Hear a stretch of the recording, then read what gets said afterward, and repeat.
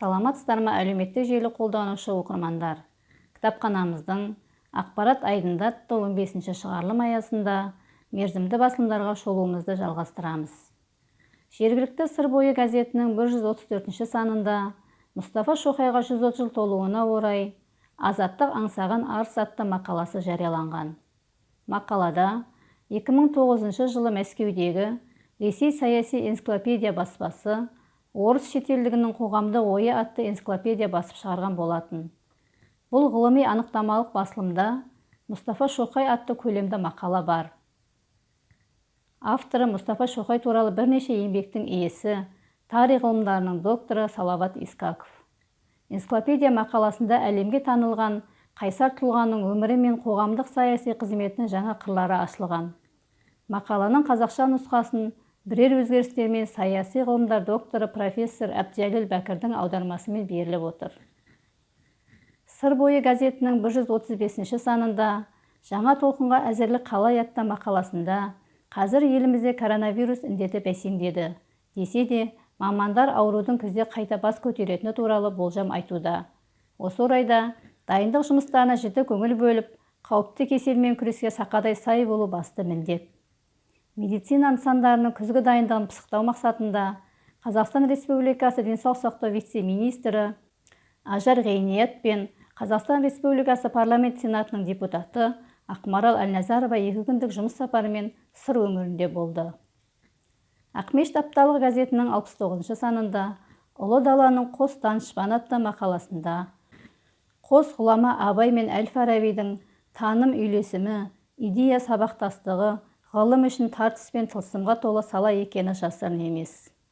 Өмір сүрген дәуір алшақтығы болмаса, екеуіне тән ортақ құндылық, болмыс ерекшелігінен ұлы дала перзенттерінің рух үндестігінде болғанын аңғару қиын емес. Сондықтан осы тақырыпта көптеген зерттеу жарыққа шығуда. Соның бірі мемлекет және қоғам қайраткері Қуаныш Айтақановтың үндестікпен үйлесім атты еңбегі. Ізденімпаз ғалымның ілкі қадамы қос тұлғаның танымын дөп басады деген ниетпен шығарманың ықшамдалған нұсқасын оқырман назарына ұсынып отыр. Егемен Қазақстан газетінің 167-ші санында жемқорлыққа қарсы күрес уақыт күттірмейді атты мақаласы жарияланған. Сыбайлас жемқорлыққа қарсы күресті күшейту мемлекет басшысы саясатының басты бағыттарының бірі. Президент былтыр 20 мамырда сыбайлас жемқорлыққа қарсы реформалардың алғашқы пакетін жариялады. Егемен Қазақстан газетінің 169-ші санында рухани жаңғыру ұлттық жаңғыруға ұласуы қажет атты мақаласы жарияланған. Мақалада Алматыдағы Достық үйінде мемлекеттік хатшы Қырымбек Көшербаев және Алматы қаласының әкімі Бақытжан Сағынтаев зиялы қауым өкілдерінің қатысуымен өткен жиында президент Қасым-Жомарт Тоқаевтың жаңа жағдайдағы Қазақстан іс-қимыл кезеңі атты халыққа жолдауын талқылады. Ел тілегі газетінің 36-ші санында жолдау жүктеген міндеттер атты мақаласы жарияланған. Мақалада қала әкімі Нұрлыбек Нәлібаевтың төрағалығымен қалалық идеологиялық актив отырысы өтті.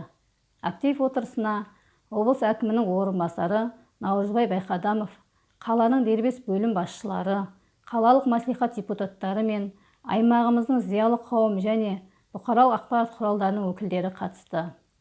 Идеологиялық активке қатысушылар мемлекет басшысы Қасым-Жомарт Кемелұлы Тоқаевтың 2020 жылғы 1 қыркүйектегі жаңа жағдайдағы Қазақстан іс-қимыл кезеңі атты Қазақстан халқына жолдауын кеңінен талқылап, жолдау жүктеген міндеттерді жүзеге асыруға бағытын саралады. Айқын газетінің 132-ші санында жаңғырған сыр өңірі атты мақаласы жарияланған.